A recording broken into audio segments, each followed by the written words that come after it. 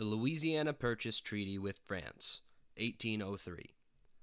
By a treaty concluded in 1795, Spain had agreed to allow to the United States the use of New Orleans or an equivalent port on the Mississippi. But, in 1802, she violated this agreement by closing the Mississippi and ceding all Louisiana to France. The United States, realizing the danger of having such a power as France holding the natural outlet for a large proportion of the produce of the country, appropriated $2 million to purchase New Orleans. Livingston and Monroe concluded with Napoleon the purchase of the whole Louisiana territory for $15 million. Their action was ratified, and the United States took possession on December 20th, 1805. Treaty with France for the cession of Louisiana, concluded at Paris, April 30th, 1803. Ratification advised by Senate, October 20th, 1803. Ratified by President, October 21st, 1803. Ratifications exchanged at Washington, October 21st, 1803. Proclaimed, October 21st, 1803. The President of the United States of America and the First Consul of the French Republic, in the name of the French people, desiring to remove all source of misunderstanding relative to objects of discussion mentioned in the second and fifth articles of the Convention of the 30th of September, 1800, relative to the rights claimed by the United States in virtue of the treaty concluded at Madrid the 27th of October, 1795, between His Catholic Majesty and the said United States, and willing to strengthen the union and friendship which at the time of the said convention was happily re-established between the two nations, have respectively named their plenipotentiaries, to wit, the President of the United States of America, by and with the advice and consent of the Senate of the said States, Robert R. Livingston, Minister Plenipotentiary of the United States, and James Monroe, Minister Plenipotentiary and Envoy Extraordinary of the said States, near the government of the French Republic, and the First Consul, in the name of the French people, Citizen Francis Barbé Marbois, Minister of the Public Treasury, who, after having respectively exchanged their full powers, have agreed to the following articles. Article 1. Whereas, by the article of the 3rd of the treaty concluded at St. Ildefonso, the 1st of October, 1800, between the First Consul of the French Republic and His Catholic Majesty, it was agreed as follows, quote, His Catholic Majesty promises and engages on his part to cede to the French Republic 6 months after the full and entire execution of the conditions and stipulations herein relative to His Royal Highness the Duke of Parma, the colony or province of Louisiana, with the same extent that it now has in the hands of Spain, and that it had when France possessed it, and such as it should be after the treaties subsequently entered into between Spain and other states. End quote. And whereas, in pursuance of the treaty, and particularly of the 3rd article, the French Republic has an incontestable title to the domain and to the possession of the said territory, the First Consul of the French Republic, desiring to give to the United States a strong proof of his friendship, doth hereby cede to the said United States, in the name of the French Republic, forever and in full sovereignty, the said territory, with all its rights and appurtenances, as fully and in the same manner as they have been acquired by the French Republic, in virtue of the above-mentioned treaty, concluded with His Catholic Majesty. Article 2. In the cession made by the preceding article are included the adjacent islands belonging to Louisiana, all public lots and squares, vacant lands, and all public buildings, fortifications, barracks, and other edifices which are not private property. The archives, papers, and documents relative to the domain and sovereignty of Louisiana and its dependencies will be left in the possession of the commissaries of the United States, and copies will be afterwards given in due form to the magistrates and municipal officers of such of the said papers and documents as may be necessary to them. Article 3. The inhabitants of the ceded territory shall be incorporated in the Union of the United States, and admitted as soon as possible according to the principles of the Federal Constitution, to the enjoyment of all the rights, advantages, and immunities of citizens of the United States.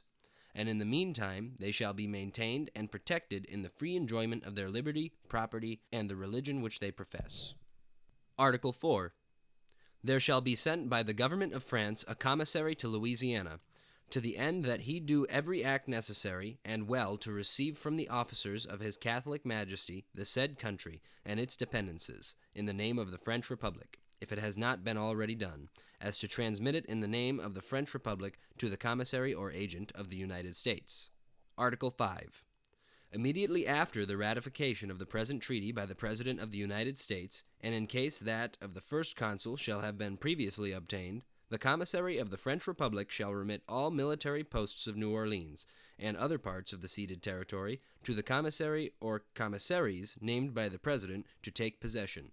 The troops, whether of France or Spain, who may be there, shall cease to occupy any military post from the time of taking possession, and shall be embarked as soon as possible in the course of 3 months after the ratification of this treaty.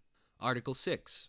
The United States promise to execute such treaties and articles as may have been agreed between Spain and the tribes and nations of Indians until, by mutual consent of the United States and the said tribes or nations, other suitable articles shall have been agreed upon. Article 7. As it is reciprocally advantageous to the commerce of France and the United States to encourage the communication of both nations for a limited time in the country ceded by the present treaty, until general arrangements relative to the commerce of both nations may be agreed on, it has been agreed between the contracting parties that the French ships coming directly from France or any of her colonies, loaded only with the produce and manufactures of France or her said colonies, and the ships of Spain coming directly from Spain or any of her colonies, loaded only with the produce or manufactures of Spain or her colonies, shall be admitted during the space of 12 years in the port of New Orleans, and in all other legal ports of entry within the ceded territory, in the same manner as the ships of the United States coming directly from France or Spain or any of their colonies, without being subject to any other greater duty on merchandise or other or greater tonnage than that paid by the citizens of the United States. During the space of time above mentioned, no other nation shall have a right to the same privileges in the ports of the ceded territory. The 12 years shall commence 3 months after the exchange of ratifications, if it shall take place in France, or 3 months after it shall have been notified at Paris to the French government, if it shall take place in the United States. It is, however, well understood that the object of the above article is to favor the manufactures, commerce, freight, and navigation of France and of Spain, so far as relates to the importations that the French and Spanish shall make into the said ports of the United States, without in any sort affecting the regulations that the United States may make concerning the exportation of the produce and merchandise of the United States, or any right they may have to make such regulations. Article 8. In future and forever after the expiration of the 12 years, the ships of France shall be treated upon the footing of the most favored nations in the ports above mentioned. Article 9. The particular convention signed this day by the respective ministers, having for its object to provide for the payment of debts due to the citizens of the United States by the French Republic prior to the 30th of September, 1800, is approved, and to have its execution in the same manner as if it had been inserted in this present treaty, and it shall be ratified in the same form and in the same time, so that the one shall not be ratified distinct from the other. Another particular convention signed at the same date as the present treaty relative to a definitive rule between the contracting parties is in the like manner approved, and will be ratified in the same form and in the same time, and jointly. Article 10.